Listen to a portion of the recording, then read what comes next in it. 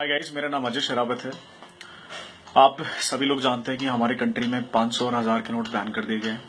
8 नवंबर को मोदी जी के खुद के भाषण के बाद जब ये नोट बैन हो गए तो मैं वेट कर रहा था कि कुछ लोग नई नई तरह की थ्योरीज निकालेंगे, बिकॉज पहली बार करप्शन को खत्म करने के लिए एक पहली बार ऐसा प्राइम मिनिस्टर आया जिसने इतना सख्त स्टेप लिया है।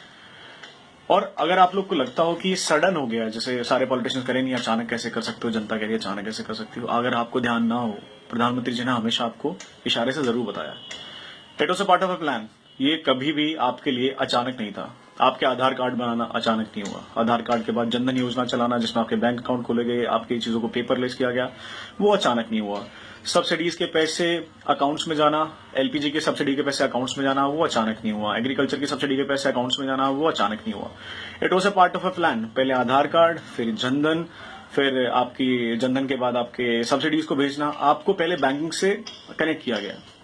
लेकिन फिर भी बिकॉज मेरा कंट्री कभी से आलसपने में जूझता रहा है, तो बहुत सारे मेरे महानुभावों ने, बहुत सारे लाखों लोगों ने बैंक अकाउंट तब भी नहीं खुलवाए। 1 रुपए की कॉस्ट पर बैंक अकाउंट खुल रहा था, लेकिन लोगों ने बैंक अकाउंट तब भी नहीं खुलवाए। बार बार बोलते बोलते मोदी जी थक गए, आधार कार्ड बनवा लो, जनधन योजना के तहत बैंक अकाउंट खुलवा लो, खुलवा लो, खुलवा लो। कोई सुनने को तैयार नहीं था।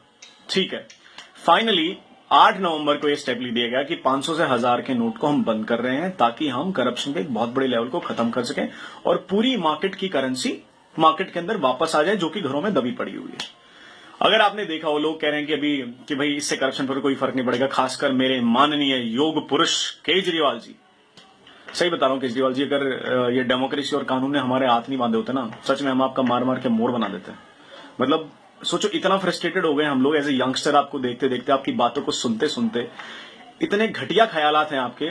एक छोले भटूरे वाला ना दिल्ली में आपसे ज्यादा समझदारी की बात कर सकता है।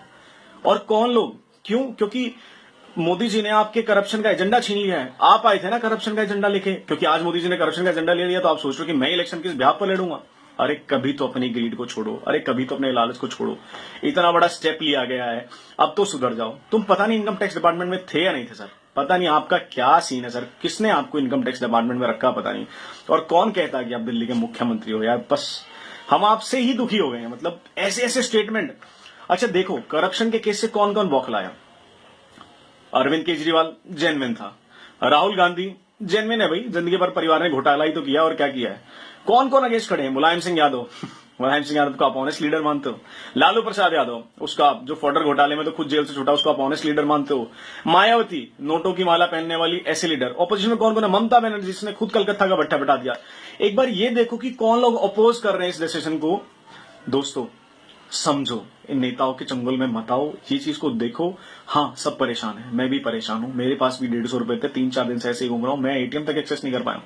कहीं ना कहीं तक 130 करोड़ को देश को मैनेज करने के लिए मैनेजमेंट उतनी ज्यादा नहीं थी बैंक के पास। लेकिन हाँ, अभी बैंक ने कुछ मेजर स्टेप लिए हैं, जिसके तहत उन्होंने मोबाइल बैंक चलाने के लिए कहा है, मोबाइल एटीएम चलाने के लिए कहा है। मतलब आपके गांव में, आपके आसपास में अगर 6 एटीएम थे, अब मोबाइल एटीएम के थ्रू 10 वैन और खड़ी हो जाएंगी, तो आपके पास वहां 10-12 एटीएम और एक्स्ट्रा होंगे, और बैंक भी शुरू हो जाएंगे। आप थोड़ा सा साहस रखो।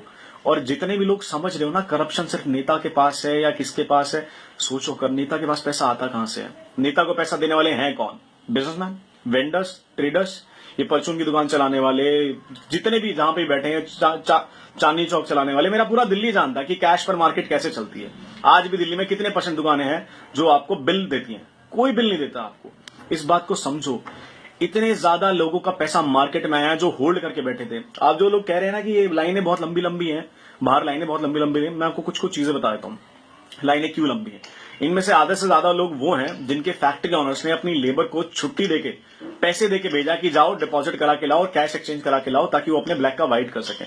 इनमें से ज्यादा पॉपुलेशन वो जो उस पैसे को रिपीट कर रहे हैं। हमारे जैसे लोग हैं, 4.5 से 5% के सैलरी लोग हैं, जो सिर्फ तनख्वाह में से अपना टैक्स कटाते थे। बाकी तो टैक्स आप पैसे ही खा रहे थे।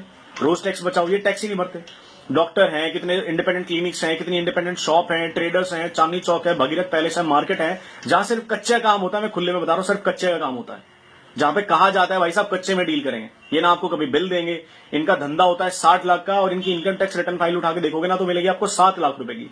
तो सोच के देखो, क्यों सैलरीड आदमी, एक सैलरी वाला आदमी ही सारे भारत का टैक्स क्यों भरेगा?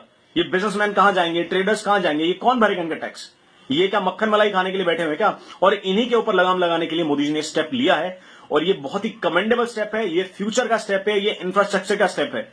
इस स्टेप के अंदर मोदी जी को अगर हम सपोर्ट नहीं करते तो हम कायर हैं, हम पे धिक्कार है हमारी जिंदगी पर कि एक ऐसा प्रधानमंत्री मिला है जो इस देश को कहीं ले जाने में सक्षम है, उसे ले जाने की राह रखता है और हम आज उसे सपोर्ट तक नहीं कर पा रहे हैं। कल आर्मी की बात जब आई तो इंटरनेट फ्लडेड था कि हम आर्मी के साथ हैं, ये हैं, सपोर्ट है। अरे इंटरनल वॉर छेड़ लो तुम, बाहर तो आर्मी बहुत अच्छी है, जो अंदर की वॉर छिड़ी है ना, मैं इससे लड़ाई लड़नी है। हमें केजरीवाल जैसे टुच्चे जाहिल और इन गवार मुख्यमंत्रियों से पीछा छुड़ाना है। मायावती की कास्टिस्ट की पॉलिटिक्स, मुलायम सिंह यादव की कास्टिस्ट पॉलिटिक्स, ये चोर बैठे हैं, पुराने पापी बैठे हैं। ये कांग्रेसी आज के थोड़ी ना, ये 60 साल की दी हुई बीमारी हमें करप्शन की। और मैं आपको कहता हूं, वादा दिलाता हूं, जो इंफ्रास्ट्रक्चर अभी मोदी जी डेवलप कर रहे हैं ना, आप देखना आने वाले टाइम में इससे भविष्य बदलेगा। आज हम सब भारतीयों का, सबके सब सिटीजन्स की जिम्मेदारी है, अधिकार है, रिस्पॉन्सिबिलिटी कि आज हम पर जो भी हो रहा है हम उसे झेलें, मोदी जी का साथ दें और इस करप्शन की लड़ाई में मोदी जी के साथ खड़े हों। मोदी जी, मैं आपके साथ खड़ा हूं और मेरे साथ पता नहीं कितने हजारों लाखों यंगस्टर आपके साथ खड़े हैं। अगर कोई इसके खिलाफ लड़ेगा तो हम उसके खिलाफ भी लड़ेंगे, लेकिन ये करप्शन की लड़ाई अब जारी रहेगी। मोदी जी, आपके स्टेप के लिए जय हिंद।